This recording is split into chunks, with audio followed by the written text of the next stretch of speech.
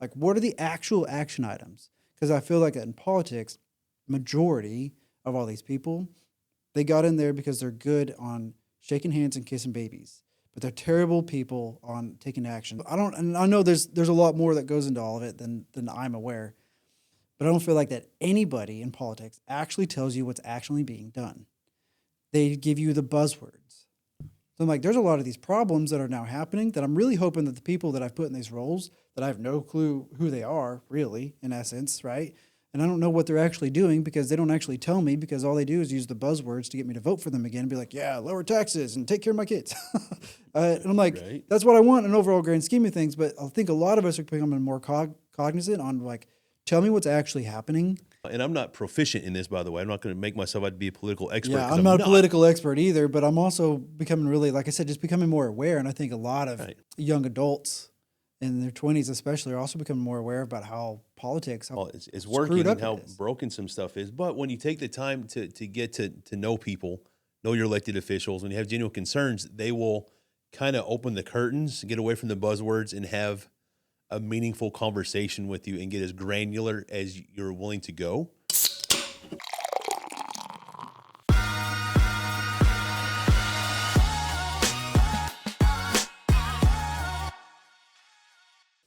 You know, all right, you want to talk about preferences in coffee? Absolutely. Okay, so like if it's a rainy day out, it's raining in the morning, and especially if it's cold, I'm like, hit me up with a Chemex or a pour over or something like that. Like I want to drink an actual cup of coffee, and I want like 3 or 4 of them. But I want 3 or 4 over like hours from like 8 to noon. You know, I'll drink like a quarter, like I'll have my own little Chemex throughout the morning. Right If on. it's like, if I'm busy, I don't have a bunch of time, I want a cortado. If I want something that I want to sit and sip and enjoy on, I want a latte. But if it's like, if it's really hot out, don't give me a hot cup of coffee. And I don't want any hot coffee. I want it all iced. But I love my shaken espressos. Oh, there you go. My iced shaken espressos, those are bomb. And my iced caramel macchiatos. So like everyone who watches, a lot of people who watch my coffee videos, they'll see me a lot, always making iced caramel macchiatos, shaken espressos, and cortados. That's my thing. You got your niche. Yeah. I like that. It's like a science in my own head. I don't think anybody else would get it. Now, hey, you got your thing, you like it, and you stick to it, man. That's all that matters. Yeah. So, and put it out there. Someone's going to relate to that. Do you have any system like that? Does your brain work like that at all? Or you're just like, I need my black coffee, 2 cups, 1 sugar every day? So I've got the ADHD, horrible, right? So I'm scatterbrained through everything. As organized as I can be, my personal stuff, I'm completely the opposite. So I have like a morning routine and a quick pivot to I use ChatGPT now to help me with my morning routine. Okay. I've given it inputs. It knows to draw a picture of itself and wave hi to me, and it gives me a list of like 9 things that I have to accomplish, like my daily affirmations, tap therapy. How does it do that? I told it to. I said, hey, I need you to remember this, so I'm going to give you one single input. These are the outputs I need from you every day when I say good morning. So Does it pull information from like your calendar or anything else? Or like No, I didn't ask it to do that. So I give it very specific instructions. These are the things I don't want to have to remember, so I know I can tell it to do it once, and then I have a daily routine that I can just pick up on. So like reading my Bible for 15 minutes, ChatGPT tells me to do that. That's one of the things on my task list. After I complete that, I go downstairs, make coffee. And then depending on what I'm making for breakfast for the kiddo before school and the gates, whether I get a second cup. Some days it happens, some days it doesn't, but I always get at least one. So sorry, that was a tangent, right? Yeah. But that's a day in the life of Big Ray. So far as me and like routines, I think a lot of people have, I don't know, like finessed or like dreamed about having a routine. And it's like people on Instagram and TikTok, they're like, that guy that dips his face in the bougie water right now on TikTok. Have you seen him going around? I haven't. Some Miami fitness dude, Saratoga water is the water he uses. He puts it in a little bowl, in a big old bowl with some ice, dips his face in it, and people are like Duolingo, like Logan Paul, like all these dudes, all these guys, companies, whatever. They're all like making fun of him, and because he shows these morning routines, how he wakes up at like 3:47 in the morning, and like dips his face in water and like brushes his teeth. You see all this morning routine stuff, and it's like noon, and he's like, "We have to do at least $10 million," and then that's like his day. Sort of thing. It's like, okay, like, anyways, I don't have that. I have a somewhat of a routine, but I stay also very flexible. Right. Same. I mean, I try to be rigid to a point, or at least build a framework. Because as I hear motivational speakers talk, business leaders talk, a lot of them talk about having a morning routine. And that's something I didn't have until I'm in my mid-40s now. Until a couple of years ago, I really started to put an effort on that. And I'm starting to see value in having a few things already laid out for me. That gives me a few checks I can cross off early in the day. And mentally, that helps me to get through the day. As the day presents challenges and other things, I've got something I can say I've accomplished, and that helps me tackle the next challenge. Do you like having a routine? Does it help? Just enough to get me by, right? Just like coffee, if you will. It's a little spike. It's not really enough to get you all through the day, but it gets you over that initial hump. And it's like, all right, I made it to 9:30. I can get to 11. Yeah. Then I can get to lunch, right? That's 12, 12:30, whatever, meetings are on the calendar. But it gives me to that next little milestone through the day. Yeah. So as far as the morning routine, it helps get to that first check mark. Yeah, I agree. Okay, so tell me, what are you doing for work? So You're doing a couple different things. Yep. So I have a day job where I'm in the entrepreneurial space. I've been with HP, Hewlett Packard, for 13 years. I'm currently the account security officer on our HIPAA compliance team. That's fancy. It is. So I spend a lot of time reading contracts, talking to account managers, and trying to keep up with federal regulation. So HIPAA, as it is, has been mostly the same for the last few years. So there's a huge list of proposed changes that are out, that are public can read it now. It's 125 pages of boring unless you're in that sort of thing. Then you'll love it. But and even then, you probably still don't love it. I mean, it's anything governmental and legalese it's very dry. So that was for me, it was about 2 weeks of I can push through 3 or 4 pages. Oh, I got to take a break. Yeah. And go through another 3 or 4 pages, take a break. Yeah. That's my day job. So I'm a teleworker. What do you enjoy about that job? Is it just the consistency part of it? Is it consistent, or to me, that sounds boring. And so it's when I started Maybe my I'm wrong. career in IT and telecom almost 21 years ago, I was a field tech. I did, telecom work, Cat 5, Cat 6, fiber. I was a guy that put the stuff in. And over the course of a career, I got a PMP, became a project manager, led projects, huge teams of techs.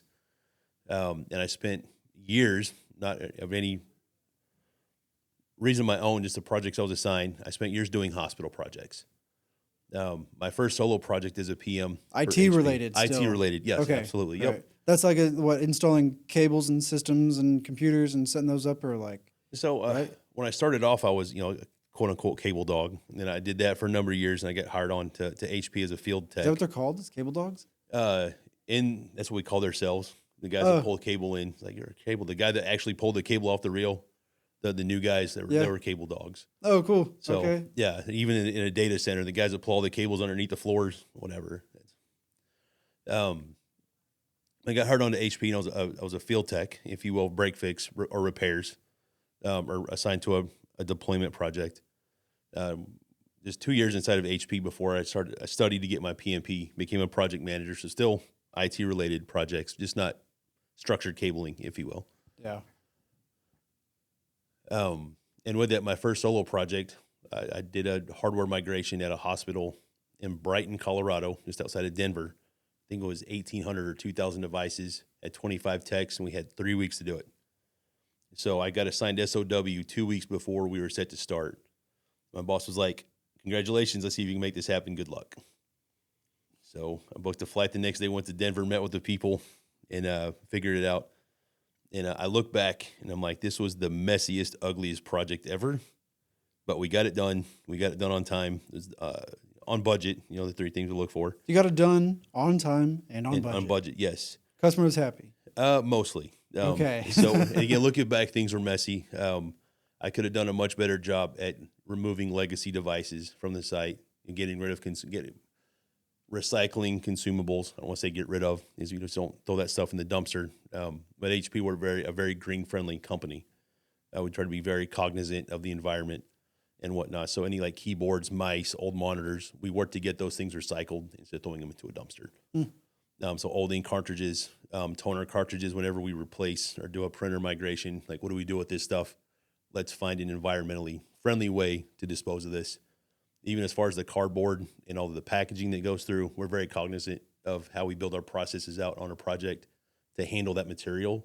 So we're not putting all of it in the landfill. Let's recycle as absolute much of this as possible. Okay. So, yeah. So even as part of my as a PM, that's something I had to work on was how do I handle the quote unquote trash? Yeah. So like first project in Denver, I could have done a better job with that. I left a bigger mess, if you will, for the customer than I probably should have. But being new, you make those mistakes. The people we talk about our lessons learned.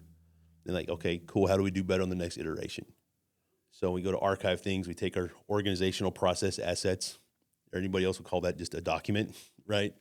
PMP term. You just figure out how to do it better next time. So years later, another hospital project comes up in the state of Maine. It's about 14,000 devices. I had several, say a dozen, 20 techs work for me for about 2 years on that. Then I picked up another hospital project in Virginia. That was 2.5 years, about 25,000 devices. Wow. Massive account. So for the So, sake of so the hospital would hire HP themselves and say, hey, we're setting up this hospital. We have a general idea of what we need, fill in the gap, have the contract, and then have the team come out and execute it and install the software and the equipment and run the lines. And in a nutshell, yes. Yep. So a lot of companies, they partner with us for our hardware. They're like, well, we have only this size IT team. We need to replace X number of devices. We need you to come in and be the labor for us also. So without disclosing too much, a lot of it's public, but for the safety, whoever might be listening, I don't like to talk about customer names. Sure. But for this particular client, there was, like I said, 20,000 plus devices. I brought in a team of about 45 techs to handle that. How long did that take? You said About 2.5 years? Yeah. Wow. It was huge. So there's a lot of discovery that has to take place before we can do that. And for us, discovery is, let's say a hospital. They had 8 major hospitals. Trying to say this politely, it's going to sound way worse than it actually is. Big clients like that don't always know exactly what they have. They know they might have about 8,000 devices in a building. They don't know exactly how many they have. So before I can send a team of guys in, let's figure out as much as we can down to the brass tacks. How many devices do they have? How many Z machines, if you will, the large towers for X-ray machines? How many desktops? How many laptops? Or whatever else peripherals that are needed in that facility. And let's figure out exactly what we need before we schedule techs to come in, before I get a bunch of stuff shipped in, all the other logistics that go behind that. Yeah. So we call that discovery, and that probably took 6 months to get enough of that done before I could start building out a deployment. And then being in medical facilities, another challenge. So they don't close, right? Ambulatory sites or a clinic, doctor, cardiologist, basic stuff. They have 9 to 5s, whatever. Hospitals never close. So how do you get in and do the work without interrupting BAU or business as usual activities? Oh, that's true, huh? Right. So another That's key why component. another reason why it could take so long too. Yes. Yep. You really have to be organized. Absolutely. You do that in a spreadsheet. So, there's going to be people listening to this and like, dude, why aren't you using Asana or some other software? Project management software, whatever. You guys probably have your own systems stuff too, right? Because I was on a custom delivery team, a lot of those tools didn't really help us. So I managed everything out of Excel and SharePoint. So then we do have a proprietary tool inside of the company that we can use to track and manage stuff. And I leveraged that. So I used it because basically I had to prove what I did. Yeah. And so for me, it was more for accountability and the financials for billing. So that's a proprietary piece of software. So I won't talk about that here. So those 3 things combined. Okay, so I used. you've migrated from all into that into now. Now I'm in HIPAA compliance. So you're not actually like managing the jobs and stuff anymore. Not anymore. Or no PM stuff, no installation, no on-site, no. Are you customer facing? not at all. So I went from customer facing, a lot of travel. I managed a lot of deployments, from the field. Yeah. So back where I worked from home, I'd have to go on site and manage the team and work with the customer to find solutions for the deliverables we signed up for. But now what got me to our HIPAA team. HIPAA is all about healthcare and protecting PHI, protected healthcare information. So because I had years on site working in those environments, it made sense for me to transition into this team when a spot. Is it a new role? Is it like a new role or a new position, or has it always existed? So it's since 1996. The role that's when HIPAA was first implemented. I believe Bill Clinton was the president at the time. He's like, "Hey, we need to start protecting people's healthcare information." Yeah. Right. So that's when HIPAA first came to be. So since then, it's been a requirement for companies like to always do that. Right, Yeah. absolutely. So, yeah, just for me, I'm new to it. I've been in this role for 2 years. So I'll still say I'm new. What do you like about it? So I like the fact that I get to talk to a lot of different people. I'm a talker, so you know me outside of the podcast. I'll talk somebody's ear off. I don't mean to. I like to engage with people and folks I haven't met before. Being I work for a large company, there's a lot of us there, and I get to talk to a lot of folks I wouldn't have otherwise. And for the corporate life I have, we're kind of split into PC and printers, where we're on the same umbrella. We don't always talk to each other. I'm in a position now I get to talk to everybody. I think everyone hates printers. I mean, we have to have them though. And they have their own brains, man. Like they don't want everyone to work or communicate, and right, yeah, they do. They're always out of ink. That's a challenge. Ink, unfortunately, is a consumable thing, and it's like you can't just magically replenish it. You got to get new cartridges or toner to refill those. I think we have a great solution for that. By the way, I'm not here to sell our products. I'm not a salesman at all, but we have some instant ink programs that are available. That's what we have. Oh, there you go. So you already know about it. I think it's a great solution. Yeah. For what it is, for consumer and corporate large scale alike. There's options available. And I'm not a salesman. There's a lot of options I don't know about, but for what I've seen, I think it's great. It's like $6 a month. Yeah, depending on what you need. 500 pages to print or whatever, and the ink runs out always on time, and we always get new ink right before it ends. There you go. Yeah, like we always have ink. So that's good. Yeah. Okay, so you're in that. You're doing drone stuff too, or have done? How'd you get into that? Oh man, so that's my quote unquote side hustle, if you will. So at this point, I want to say 8 years ago, I was at dinner with my wife, and I want to say we're at a Buffalo Wild Wings or something like that spot that had a bunch of TVs on the wall. And you're like, babe, I want to be a pilot. Kind of. On one of the TVs, there was a drone race, the little racing quads, and they were going through an indoor obstacle course. Yeah, 100%. And I'm like, what do they go like 100 miles an hour? Too? Some of them do, absolutely, 100 miles an hour. And I saw them like, I want to do that.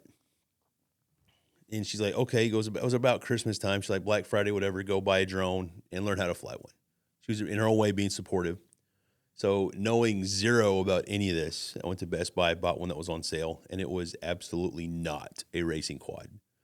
It was one of the flimsiest, or something, just dumb camera drones ever made ever to sell at the holidays because it was the holidays. People don't know. I fell in that trap. But I learned how to fly it. I'm like, this is not what I thought it was, but I have it. I think I spent $150, $200 on it, whatever. So I was trying to get a quote unquote good one for Black Friday, like whatevs. I got good with it, flying it inside the house. I had a 3-story split level at the time, and I could sit at my desk in the basement level, fly it upstairs into the bedrooms, fly it around, and get around the house without crashing. Like, yay, I'm a pro pilot, cool. Took it outside, and nope.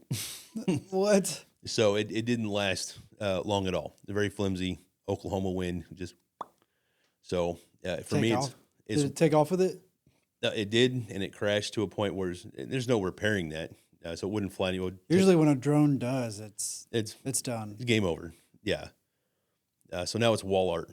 It's literally on my wall as art. I put humble beginnings on it. I'm like, however far I get, whatever in this, I want to know exactly where I started. So I still have that drone. So I look at it literally every day. It's my home office. But with that, I got a camera drone. So racing quads to me are kind of dead at this point. I got into photography and film. But I bought a Phantom 4, dating myself with this stuff a little bit now. It was the latest and greatest at the time. Not even the 4 Pro, just the 4. The camera was terrible. love you DJI. That camera sucked. But it got me into prosumer quality gear.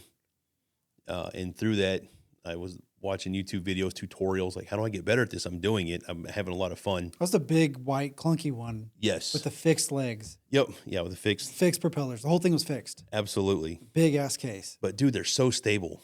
Really? Absolutely. For the stability in Oklahoma wind, I kind of prefer a Phantom over the Mavic. I'm in love with the Mavic series at this point, but I don't think they hold up quite as well as the Phantom. I think it's just because how they're built and the weight difference. You know that 45, 60 mile an hour wind that we had the week before last? Yeah. Oh, yeah. It was horrible. Flew that Mavic 4 Mini. That little tiny tot. Dude, that thing was like this. Oh, I believe it. But I'm watching the camera and it's... Right. Yeah. The I was motorized gimbals, shocked. It's impressive. Like I should have recorded it and submitted it on, to DJI and been like, how is this thing still in the air? Right. The technology is incredible. I swear it was somewhat, some degrees, almost sideways. Like, Right. It's like, oh yeah, they'll do that. But to circle back with that, I was watching YouTube video tutorials, like how-tos, and I stumbled on a guy named Casey Neistat, absolutely very famous YouTuber. I think today he's got 11, 12 million subscribers. But he was doing vlogs. I didn't know what a vlog was at the time. He's like, I'm vlogging, and he did a daily vlog. I caught him towards the beginning of that when he was doing a daily vlog, and he took a drone all over the world with him. And I'm like, that's kind of awesome. I want to try that. So just one day I left my house in the afternoon. I had my cell phone and a drone. I'm like, I'm going to make a vlog. And I did, but it sucked so bad. I go back and look at it now. I'm like, dear Lord, I hope nobody ever sees this. delete. I started a YouTube channel. I'm like, I'm going to get YouTube famous. I'm going to be Casey Neistat of Oklahoma, which obviously didn't happen. But I got experience. I'm so over getting famous. Do what now? I'm so over the goal of getting famous. Oh, yeah, it's so overrated. It's so stupid. I guess so. That's what I hear. But it's I found a passion I didn't know I would have initially for film and making videos. Oh. And so I just did it as often as possible. I would find something to shoot and create because it was fun. And I traveled a lot for work at the time. I was a project manager, traveled all over the country. So I started to take my drone everywhere I went, and I would make travel vlogs. And you do that with the Phantom 4? Yeah, I took my Phantom everywhere. I got a giant Pelican case. Yeah, you did. Dude, checking in and out of security was the biggest pain. They're like, is that a bomb? You're like, no, it's a drone. Are you sure? Yes. Like, yes. And the big deal is... Sir, can you strip down and take the drone apart with it? Can you both just be exposed?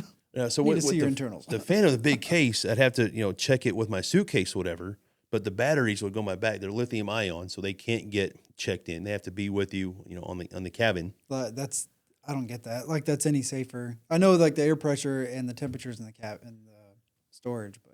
Right. I don't know. If it blows up in the plane. Oh, well, we have, so a bunch of people. I thought the same thing, and they do burn very hot, very fast.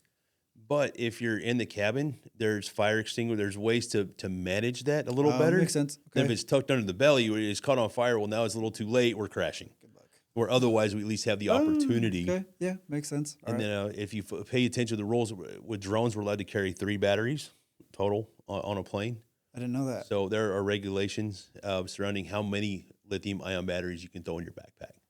So you really got to look into that.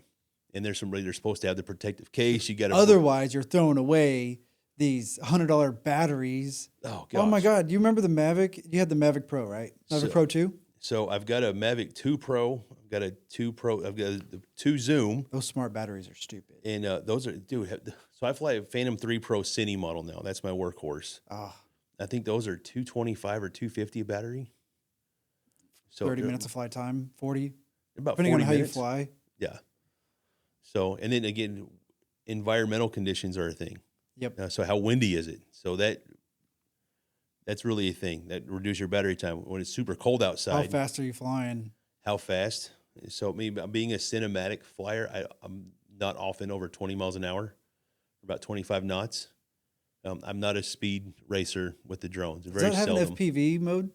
It does. Have you tried it? I don't use it. Why? So, because I'm all about cinema has nothing to do with FPV. It's different styles. It is a different style, but because the cinematic shots that I tend to go for I'm not flying that fast. I don't need FPV mode. And if I want FPV, I'll put up my Avata. So I've got an FPV you have drone. one? I do, yeah. With the goggles and stuff too? Absolutely. I want to try it. So it's fun. Yeah, we'll hang out sometime. You can buzz We've been that talking around. about needing to fly for a long time. Yeah, so we need to get together and do that. But I love the Avata. I use that for flying indoors when I do my indoor shoots. And the Avata has the cage on the wings. It does have a roll cage, which so is great. Technically, you can fly over people. No, it doesn't qualify as a Class 1 because it's not a sub 250. Oh. So the FAA But my Mini is. The Mini 4 is. Well, true. So there's some caveats. I can fly over people with the Mini 4, right? No. You can't? Okay, Nope. You know how many people I see flying over people? Oh, a lot. Okay, like at Shamrock. You Yep. see that drone flying over the crowd? Yeah, absolutely break I'm the like, rules. 100% wrong. I'm not doing that because that's Bad. going to be a slap on the wrist the first time. Right. But then it's going to be a hefty fine. Those fines the FAA gives, have you heard stories? I have. The big one was the knucklehead in Philadelphia. Right. I think by far he's got the most fines ever from the FAA. But they gave this dude like 20 chances. They're like, dude, stop. We're going to fine you. He kept doing the same stuff. Live streaming. Completely the wrong thing outside of the Part 107 regulations. He kept doing it, and then eventually they just threw the book at him, plus a couple things. $150,000. Oh, dude, like it was insane. 6-figure fines. We're not Yes. talking $200 fines. No. These aren't 5 over speeding ticket fines. No, not at all. Yeah. And it's like one of those Go on things. YouTube. If you haven't already, like, go on YouTube and like go find some videos, like of watching these guys fly and then getting tickets. Just look up FAA fines, drone fines. It's fascinating. All right, I haven't done that because I'm a big component of following the rules. It's like I'm a commercial operator. I don't mind pushing the line a little bit and being a little risky, but also play my risk fair. Well, sure. Like, what's it worth to get the shot? Right. And It's not worth a $150,000 fine for me to No, get the shot. absolutely not. I think it's one thing to know the line, right? It's like knowing right from wrong and regulation. Everything with the FAA is in the name of safety, which sometimes I think is too much, but I get where they're coming from. They teach you in the course, all the courses or whatever, err on the side of caution at all times. Yes. Yeah. And so I don't mind taking a calculated risk, but I always factor in safety. If the worst scenario happens with the drone, what can it hurt, or who can it hurt? What property can I damage if this crashes, or where? So like I'll push the line, I'll skirt it if I put some thought into it and realize, is this still safe? Yeah. Right. But doing some blatant stuff, buzzing 5 feet over people's heads at a densely populated event is just a bad idea. So I was unless you have the right gear, which that we have now. 2 years ago we didn't. So It wasn't developed really. Not It wasn't really. easily accessible. It didn't look very good. It wasn't very functional. No. So some of them Or just didn't exist at all. they depending on the didn't model. exist. Because they're not commercially available. Where the Avata has propeller guards, And it's built in, isn't it? all right, they are built in. It's too heavy. It's above 250 grams or 0.55 pounds.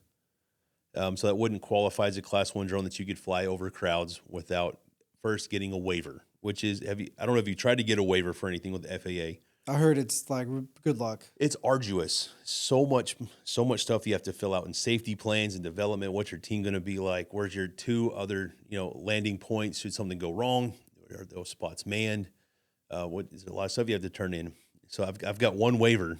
People are like, "Oh, you got a drone? That's cute." And you're like, "No, this is legit." It's like and even if you're flying for fun, you should have your part. So they have a trust certificate. So there's not a Part 1. It's just a trust certificate. Is it? That's what it has now. And even hobbyist operators are required to go study a basic exam, or study to take a basic exam, and then register themselves on the Drone Zone site. And every drone that you an fly operator. has to be registered with the FAA too, and it should have a serial number assigned to Well, for a commercial operator, for you and me, for we have to 107s. do that. Yeah, okay, but Right. not for hobbyists. So a hobby, they just register themselves as a pilot or an operator, and then they can fly whatever drone they want. Do you know your license doesn't expire? So your actual license, like the initial plastic card they send, doesn't, but the certificate behind that does. So we get 2 years, and then we have to re-up. I tried. They told me no. I talked to the FAA. Really? They're like, "What?" Like No. mine expires next month. I've got to study. I've got to take the test. I've got to re-up again. What? Yep. So this will be my third time to re-up. Okay, so then I'm missing something because Yeah. I'm definitely expired at this point. So we'll talk offline about that. I want to help get you squared away. Yeah. Because, yeah, we get 2 years. That's what I thought. Yep. Because I'm 2 years past that. Okay. So that's, yeah, we'll definitely take that offline. I'll help you get squared away. It's very easy. And if you already have a Part 107, it doesn't cost to retake the test now. Yeah. So the first time I re-upped, it was $125 or $150. And I had to go to a facility, the same testing facility. I went to Tulsa Jones out in Jinx, Oklahoma, to get my original test. I took my first retest or recert. And then when I recertified 2 years ago, I was able to do it online through the FAA Drone Zone website. So I had to sit do an hour-and-a-half course, just refresher of new, because regulations change. No, there's so many people where they fly and they don't have their license. And that's supposed to be a big no-no. Right. But I've only heard like 6. It's such a low number. Whatever it is, FAA regulators across the country. Is that what you think you have to be worried about? Is them or somebody reporting to the FAA, and you have one of those handful of people around the country, or is it? Do the police ever really care unless you ever cause a problem? Like, nobody really cares to get a license and fly a drone. Right. So what's your opinion? Man. So my opinion on. So one, I think it is, because you always have to think.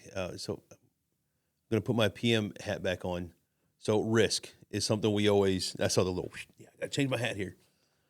So risk is always something you calculate, and risk is calculated in dollars. At the end of the day, how much is this going to cost if the bad thing happens? So for me, because I'm trying to build a business on this that I can sustain myself and my family on, it's not worth the risk if I do crash my drone and I injure a human, or if I'm getting a hyperlapse of the highway, if my drone falls out of the sky and I hit a car and I cause a 5-car pileup. Now I'm out of a lot of money. Personally sucks. I could lose all of my stuff. I have an LLC, so I'm protected to some degree, right? That's a whole other conversation. Yeah, it's another podcast. But then there's like, nother. well, man, if I just cause a crash, there's the likelihood somebody got hurt or died. And one, I don't want that. So that's that risk. We think about that. I try to prevent that. But if it happens, so for me, I think it's worth it to go through the steps to get that certification or that license from the FAA, because it taught me a lot of things to think about that I wouldn't have otherwise. So if I'm going to really operate in the name of safety and caring about other humans, and I'll throw that out there, unfortunately, too many people don't care about other people, and the world sucks because of that, and I don't want to be that guy. So random tangent. I'm on board. But that's so when I operate or when I fly, those are things that I consider. And because I've gone through the course and I've learned what the FAA's put out, I feel like I'm a safer operator for doing that. And unless you take the course, those are things you're not going to think about. Because I was a hobbyist. I just threw up and, look what I could do. And I did a bunch of dumb stuff. And then I learned better, and I'm like, I shouldn't have done that. I'm really glad I took the course. I definitely learned a lot. Yeah, there's a lot to learn. That was 4 years ago. And for the folks that are you all right? Yeah. Yeah. Okay. Good. It's just been a few years since I haven't renewed. It's all good. A lot's changed. But for folks that don't know, and I had a point there, and ADHD is a beautiful thing, Brad. Yeah, man, it is beautiful. Dadgum, I told you it was just there, and I just watched it just. It's all right. So you've had a few different drones. Anyway, that's cool. I've flown. You've flown. Yep. I've got the Mavic. You've got the Mavic 3, and I've compared that one with a couple others. I would love to spend $5,000 on the Senna and get the whole package and everything. Oh, I'm so jealous. We're gonna go out fly. You want to move on to another ADHD part? Yeah, let's do it. Okay. So this is part of the podcast. Have you heard of the Diary of a CEO? I haven't. What is this? It's a really cool podcast. Got to check it out. But he's had guests write down questions in the format of a card. And the whole point is these questions are supposed to help empower true human connection, which is something I know you appreciate. Absolutely. I don't know what the next card is. Okay. Every card is different. There's a bunch of cards here. Cool. I started this many podcasts ago. All right. Pull a card. You'll answer the question or read it out, and then we'll just kind of go back and forth. Okay. So what is your mood right now? Oh. Slightly relaxed, but still anxious in a big picture. I got a lot of stuff going on, and I'm trying to create some clarity Okay. and just in the grand scheme of things. So I've had a lot of changes in the last year. A lot of changes last year. Celebrated 1 year anniversary. Hired 10 people, fired 10 people. Funny, not funny. And then moved offices. Kids are great. Wife's great. Relationship with the wife, everything. Home life is great. No issues, no problems. It's just work. God dang work. Trying to take on some more roles in the community. Like the Shamrock stuff. Right. So I like doing that. Night of Honor, part of Cattle Baron's Ball now. Oh, very cool. With the American Cancer Society. Wow. I got roped into that. They don't even know what to ask me to do. They just know you need. They're like, can you help? And I was like, sure. And I know I can help on some degree, but I'm chilling. I'm feeling a little caffeinated. Yeah. That plays into it. Yeah. Get little jitters. Little jitters. Got the caffeine jitters. I'm enjoying I've done some office cleanup. So I'm feeling kind of good about just I think it's good to have a good space that you enjoy, Absolutely. Everything from just something on the walls to what's over on the floors. What do you smell? What do you sit and feel? Sort of thing. All that happens. Imagine going home and your house is a wreck. As soon as you walk in, you're like, God dang. But you go home and your bed is made. It's one of those routines I've got. And I've got my wife into a routine of doing that. There you go. And she would just, when we first started dating and stuff, and in 2 or 3 years, she'd just leave the bed unmade and everything. But I would make sure that at least the comforter was there, was over the bed, pillows are on the top. So then when I come back, I'm just the room just felt different. Right. It does. And all the dishes, we get busy. They don't have to be in the dishwasher, but just get them all organized onto the right side of the sink and rinsed.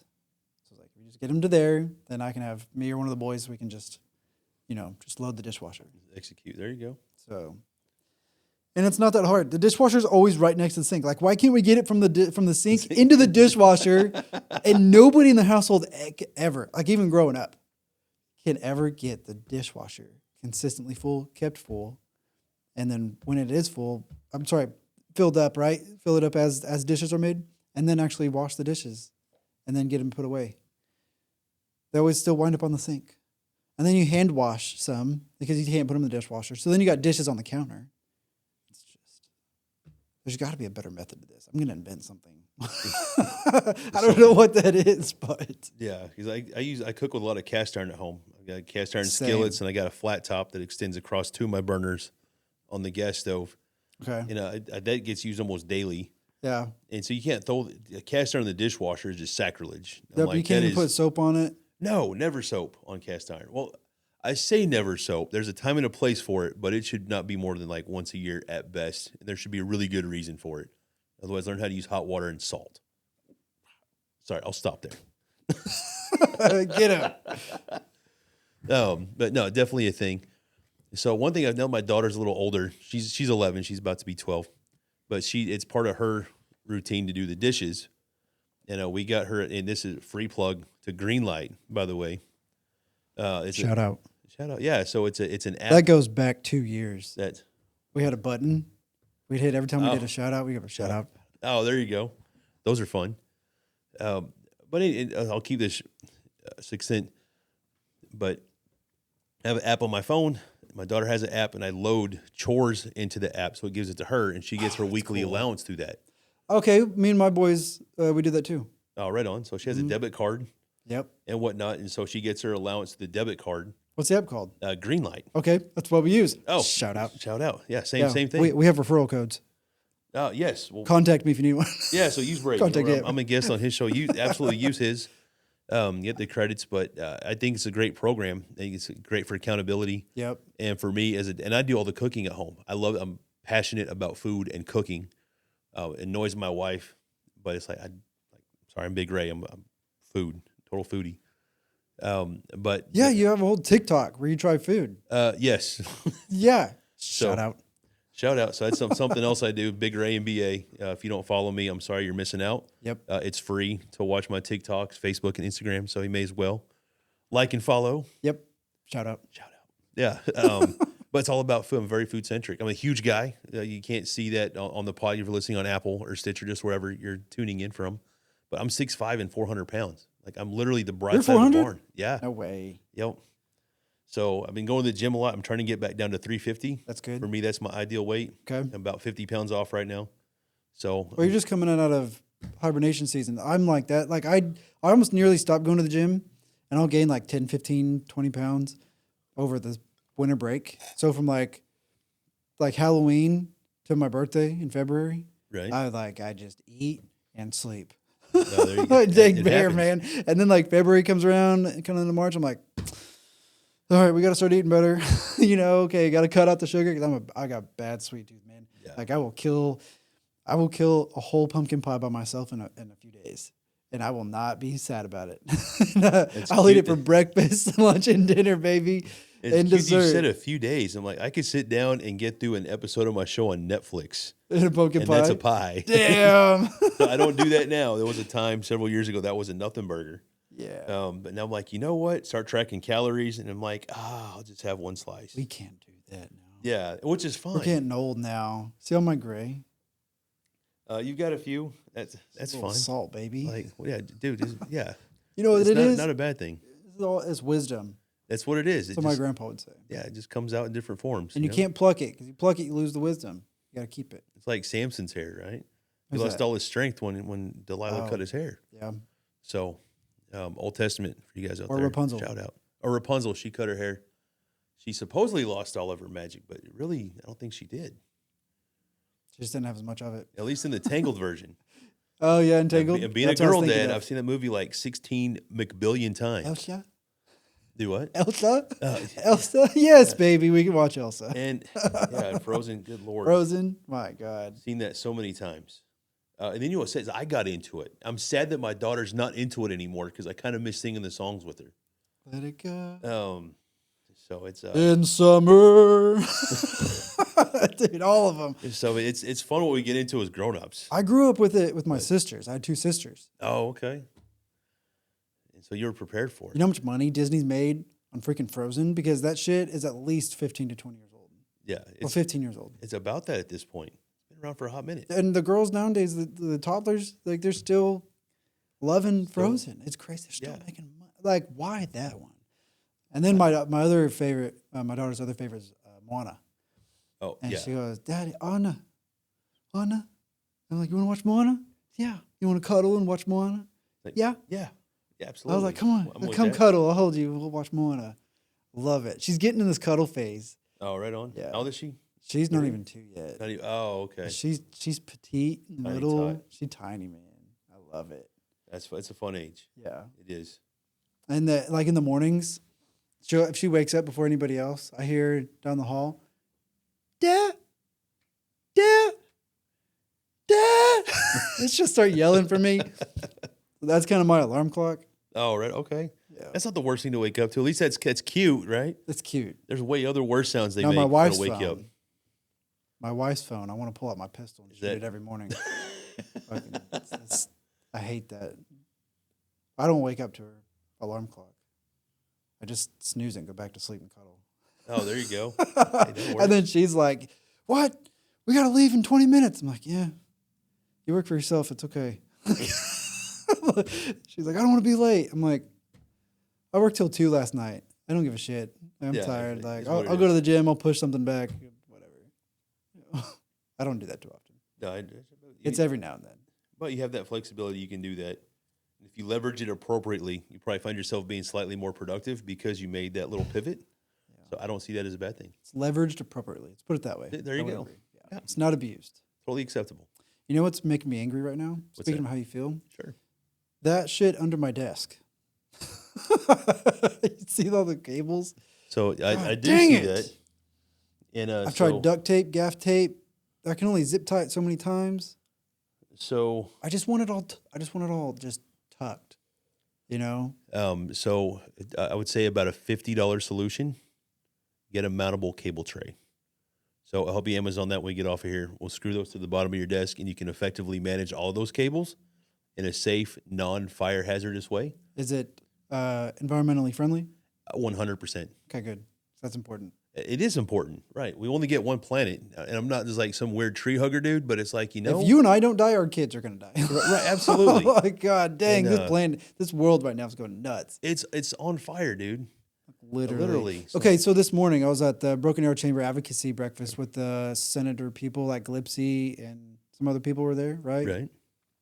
Appreciate a lot of people that are in a political standpoint. Like, there's definitely good people in every industry and every place. There's definitely bad ones, whatever. Sure, absolutely. But some of the things that I heard, if I was in politics, this is what I would say. Okay. There's a lot of problems, and we're working very hard to work through those problems. One of those is to try to lower taxes. I want to save money, put more money into your pocket. You know, you deserve that. You need to take care of your family. And then we need to grow. We need to help take care of a small business. And we need higher education, you know, that'll help come back around in full circle. And, you know, we need to make sure our schools are safe. And we need to make sure that, like, the streets are safe. We have plenty of police. And then, like, we need to talk about healthcare. And that is all that you'll hear from me. So I'm like, I know that's a problem. I understand all those priorities. What are you doing? Right. Answer that question. What are you doing to make something move forward?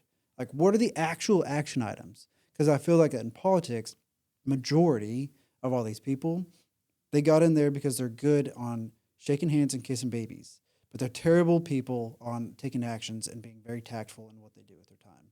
And they're wasting, more people need to be fired in those roles than we do need to be letting people go like we're Doja's just dropping people like flies, whatever, right? What about the people that are in the seats of Congress and the House and the Senate and the cities and the counties and whatever in the states? Because I know there's a lot more that goes into all of it than I'm aware. I mean, I acknowledge there's more that has to happen than I'm aware of because I haven't experienced it myself, right? But I don't feel like that anybody in politics actually tells you what's actually being done. They give you the buzzwords. And I felt like that this morning. Any advocacy breakfast that I go to, except I'm not endorsing state or anything, but I went to one of his things, and I'm not against him, not for him. I feel like there's a lot of people that are also extreme. They're either too far right or too far left. I'm like, oh my God, okay, listen, we don't have to kill babies, but we also don't have to, like, you know, let moms die. I don't know, like, some of these conversations are also really hard to have too. And nobody can really have conversations like this nowadays either without being like, I don't like your viewpoint. I want you to die. Right. It's like, okay, listen, that's exactly what I'm talking about. Okay. So this morning I was trying to get and understand what the people were doing this morning. And I'm like, yes, we are aware. And okay, that's great. You're going to cut taxes on income tax, but that money has to come from somewhere. So you're going to win my heart over and my vote on cutting income tax. But then you're telling me there's a deficit and we need more money. And all of a sudden we're now losing $100 million in the state that they just found out 2 days ago. So I was like, well, that's a lot of money. And they're also considering having to dip into the rainy day fund. So I'm like, there's a lot of these problems that are now happening that I'm really hoping that the people that I've put in these roles that I have no clue who they are, really, in essence, right? And I don't know what they're actually doing because they don't actually tell me because all they do is use the buzzwords to get me to vote for them again and be like, yeah, lower taxes and take care of my kids. And I'm like, that's what I want in an overall grand scheme of things. But I think a lot of us are becoming more cognizant on, like, tell me what's actually happening and what you're actually doing to try to move that needle forward. Like, you could take the actions and they could be the wrong actions, but eventually I hope you hit the right one. But I don't know. It's too many things happen behind closed doors, and unless you actually go sit down in the House or Senate or Congress or wherever, you don't actually hear those conversations. And I think sometimes even when you do, they're up there bullshitting, trying to get people hyped to vote one direction or the other, when even that person's voting, you know, again, gets just hyped on the buzzword. Am I making sense? I went on a real deep tangent there. No, that's fine. All of a sudden, I felt passionate about it after being there this morning and a couple other political things. I'm just like, that coffee kicked in. We're not and making hit you any here, sense, like, dude. Boo. About halfway through. Yeah. So no, it's good. It's good to be passionate about something, right? Because who are we if we don't have passion? Like seriously. So find the thing you're passionate about and just unapologetically just like charge the hill, right? So but politics is a big deal. And to that extent, you're a marketing professional. So when you have a client, you probably give them some bullet points or a view from 10,000 feet, right? That's corporate buzzword, view of 10,000 feet here, right? Yeah. Quick overview. So Because a lot of times they don't understand the terminologies you've got any deeper, or they don't understand how it works because they also don't have the experience. right, that's your job, right? That's their job. No, Yeah. that's your job. That's my job. That's your Yes, job yes, as a yes. marketing professional. Correct. Your customers, you give them that high level view. They don't understand what's going on. That's what they came to you. And a lot of times, nor do they care. Exactly. Because they just care about the outcome. So a politician, that's their job. Yeah, that's a good point. Right. So the folks that really do care, that take an interest, you'd be surprised that there's a handful of state reps and senators I've talked to. I'm like, hey, I'm really interested in this bill. One, I think it's McStupid, and I hope to God you don't vote for it. Vote no. Right. You have those conversations with them? Like, do you Absolutely. get the There's opportunity? a few people I've gone and spoken to. It's like, this is a bill that's come up, and I'm not proficient in this, by the way. I'm not going to make myself out to be a political expert. Yeah, I'm not a political expert either, but I'm also becoming really, like I said, just becoming more aware. And I think a lot of people, young adults in their 20s especially, are also becoming more aware about how politics, it's working and how broken some stuff is. But when you take the time to get to know people, know your elected officials, when you have genuine concerns, they will kind of open the curtains, get away from the buzzwords, and have a meaningful conversation with you and get as granular as you're willing to go. Because for a lot of folks, just like me and my role as a HIPAA person, is boring. Where I find it interesting, right? That's my profession. Most people are like, I protect your healthcare information, right? And I say that, and they're like, yay, thanks, good job, buddy, right? Or if they want to dive in the weeds, I'm like, man, let's break out this 800-page document and really find where we need to go to solve a problem, or make sure your EPHI is protected. Do we have the right security measures in place? All the weird things, right? I feel like politicians in the same boat. So that's a how good perspective. granular do we want to get? The person that really cares, absolutely, man, let's put some time on the calendar and we'll do a deep dive. I will show you. But for even, and I sit at these events, my business, I'm a member of the Chamber in Broken Arrow.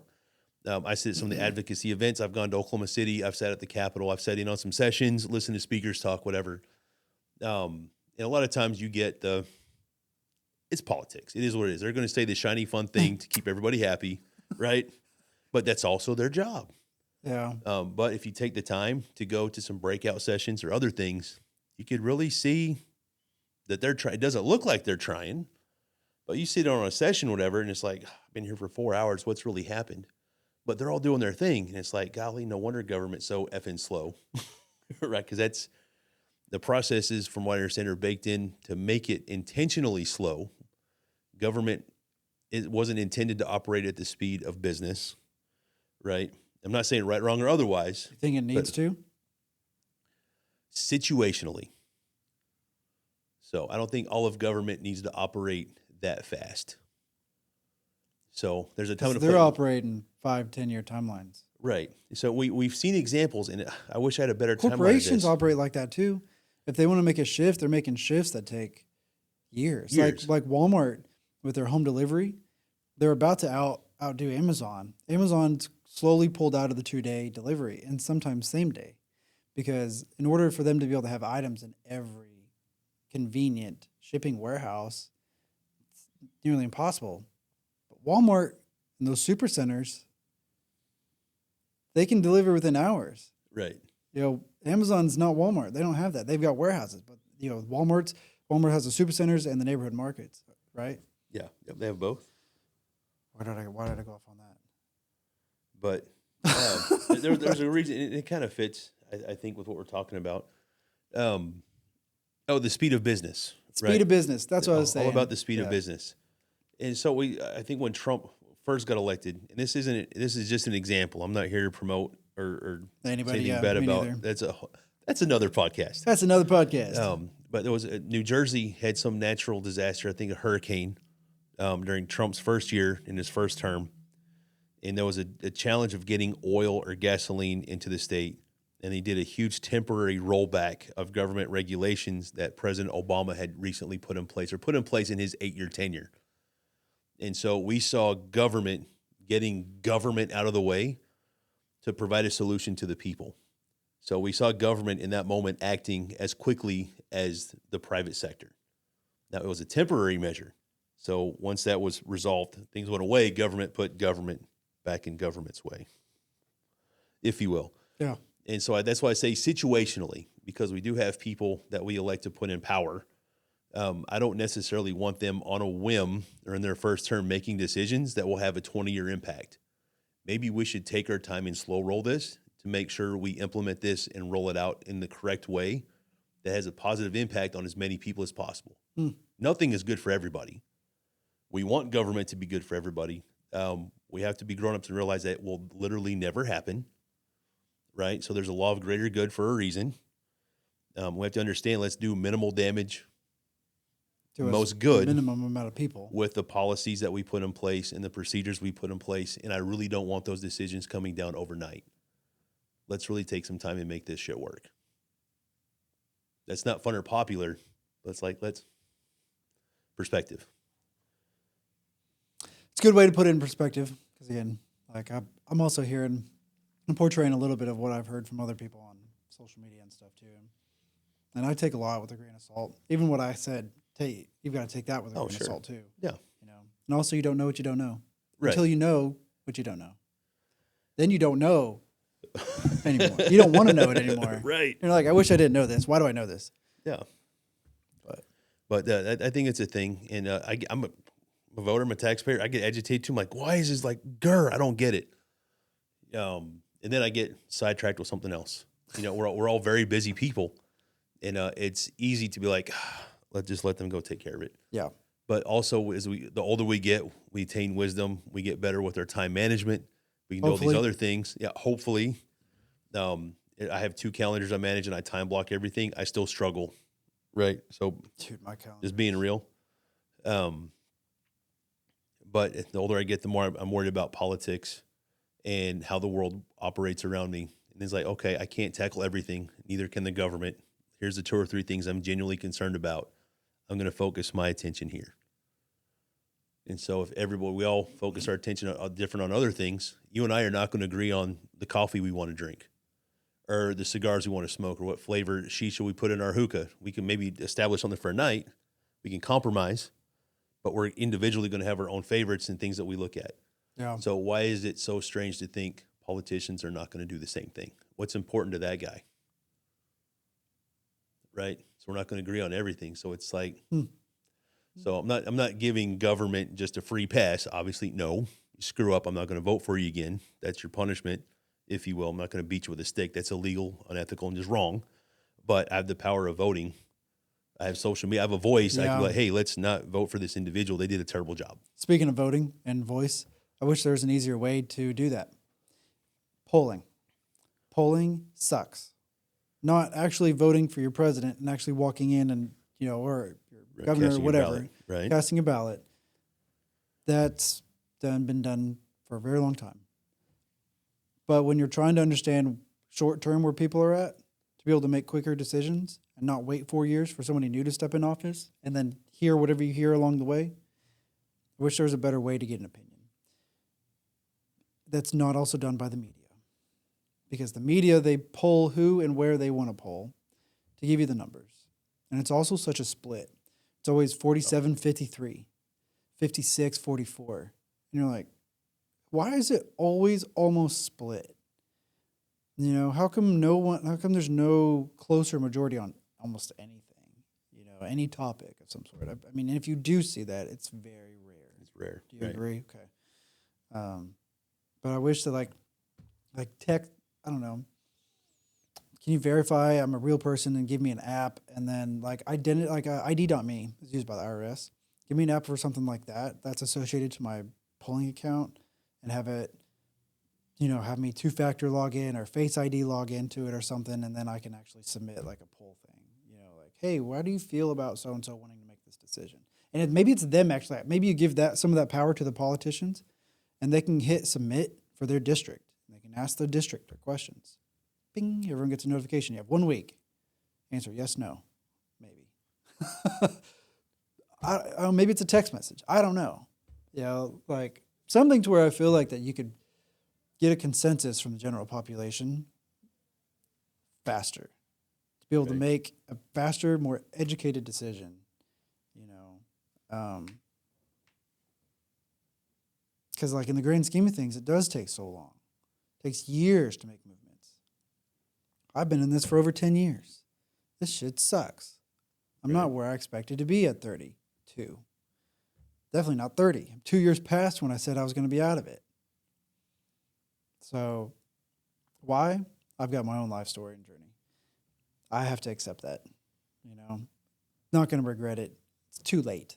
I'm not going to sit around for another 20 years and just regret the first 10 years that whatever, you know, it's pointless. So, but like I think about that, and then I think about how like everything else moves. I'm like, why can't we move just a little bit faster? And I understand sometimes you don't want to because you want to make sure it's done right, and you want to ask the right people, you want the right signatures, whatever it is. But I don't know. I just wish that I could be involved just a little bit more. You know, is that good? It is good. It's all good. You're taking that home. No, I am taking that home. I just had to make sure that I got a nice for the camera over here for those tuning in on YouTube, or wherever else. I'm like, oh, you're nice visual, yay.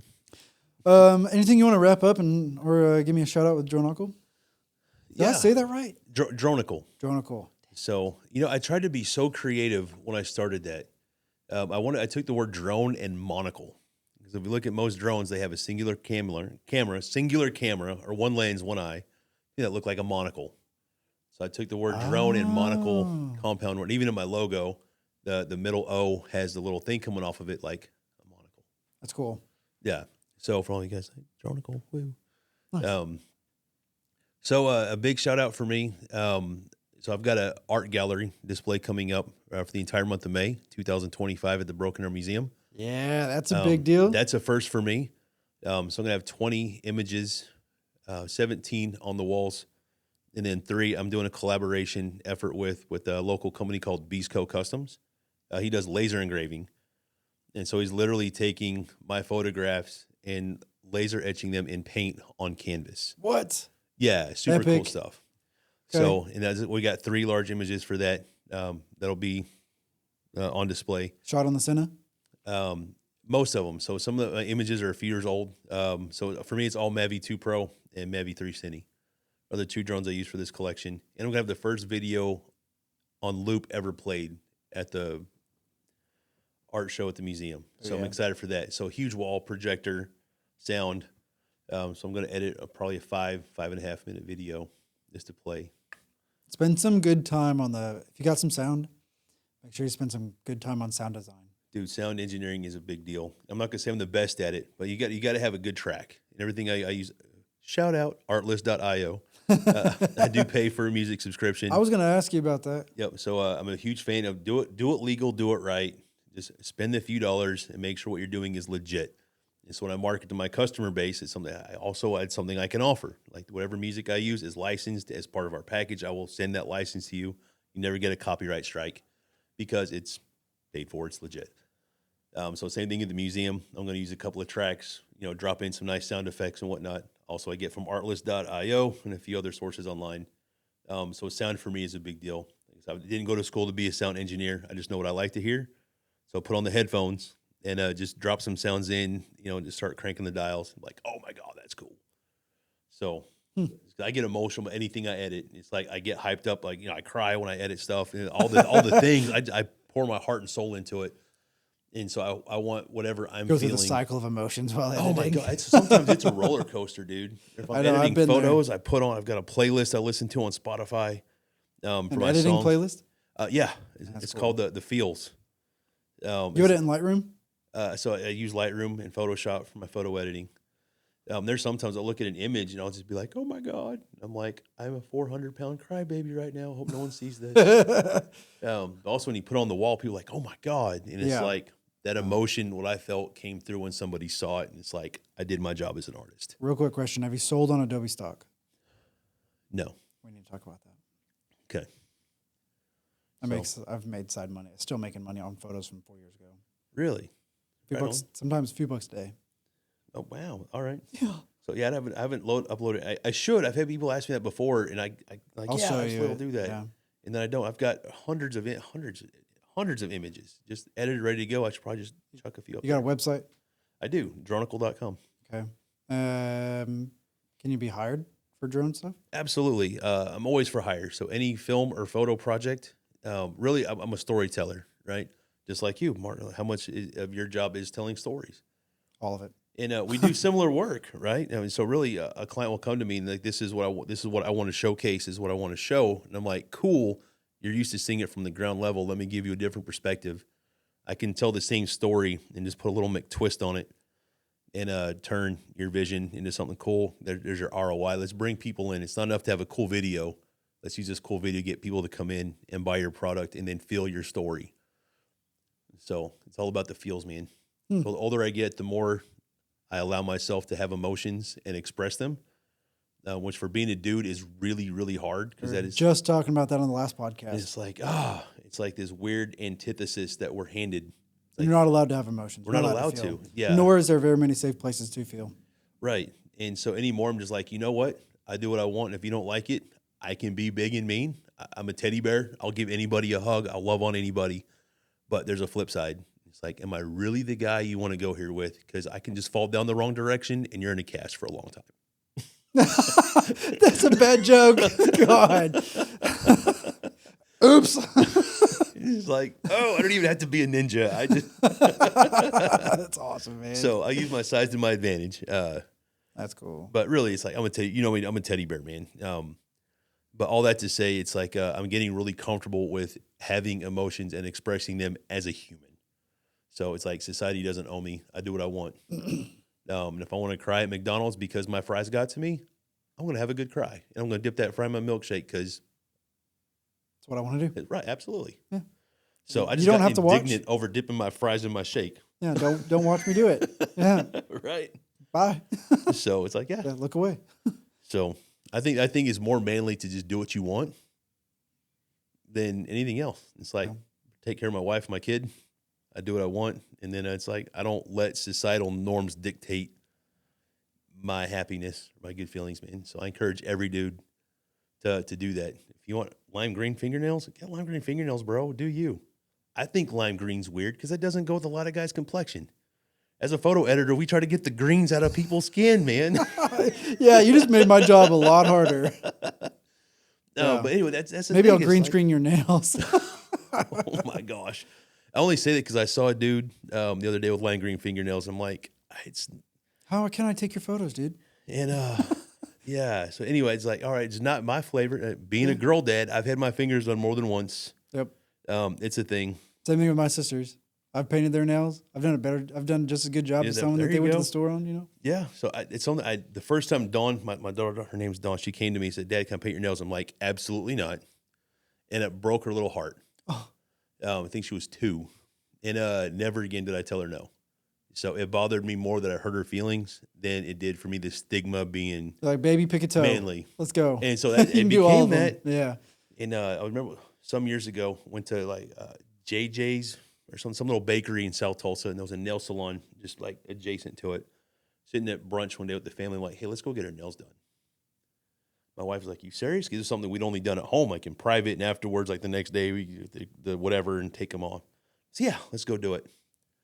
And so I let the kid pick out a color, and it was god-awful bright and something I never would have picked out for myself. But I asked the girl to put Big Ray on my fingernails upside down in a way I could do this, and you could see Big Ray. So this hand said big, this hand said opposite, and I rocked that for like 2 weeks. Yeah, so somebody like, dude, I remember I went to Domino's to pick up a carryout order. So the guy's like, what's up with your nails, man? It's like, I'm Big Ray, what's up? That's awesome. And I stared at him, and he looked at me like, all right, dude, please leave. It's like, got him. But anyway, random story, but I wanted, like, you know what? And I quit caring at that moment. It's like, I don't care. I do what I want. And it's not, I schedule myself manicures, dude. I've really found that I enjoy those. And I like to get a clear coat because it makes my fingers shiny. And I need to do mine. I need to do my feet, man. I'm weird about that. I don't want anybody touching my feet ever. No? I've had a couple of pedicures and it's all right, but I'd just rather not. I'm worried about my feet, dude. Even at home, I almost never take my socks off. I don't want to see my feet. I don't want my socks off at home until I get into bed. Yeah. When I get in bed, socks off. But outside of that, I don't like bare feet really. Right. I don't either. I don't want to see them. It's like, I know they're mine. I walk on them all day. I don't like, nope. Hide them Good. dogs, Yeah, buddy. absolutely. Now, I pick up my wife too. She do what she wants. That's fine. But I'm like, I can see her grubbies. And she's like, I do what I want. And I'm like, I know, I don't want to see them. Here at the office, one of the girls, she was talking about her dogs, and I was like, what? She goes, yeah, you know, you like your toes. And then now, like, she came in wearing sandals the other day, and I was like, hey, Madison, your dogs are out. She was like, what? Oh, my God. Turned into a thing. So, and then I made bad jokes like, hey, who let the dogs out? And they're like, what? I'm like, you're not wearing closed-toed shoes. Like, you're wearing heels with your toes out. It's bad dad jokes. No, it's all good, man. Yeah. So, journalcool.com. Journalcool.com. You do the big Ray and BA food stuff I do.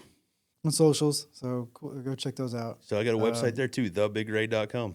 Okay. So I'm in the process of building that out. It's so got 2 websites are active. So just trying to do things and navigate entrepreneurship just one day at a time, man. Figure things out. I'm not a pro yet. So It's like binoculars where you're looking out and then you look close. And then, yeah. But you got to completely adjust that viewpoint. Sometimes you got to look 5 years out. Sometimes you got to look 1 year out. Sometimes you got to look 1 week. Like, right? There's like what's going on literally today. Just today. I don't even care about next week. I just want to know today. Yep. Yeah. So lots of perspectives, man. Dude, thanks for joining. Thanks for having me. It was a lot of fun, dude. Yeah.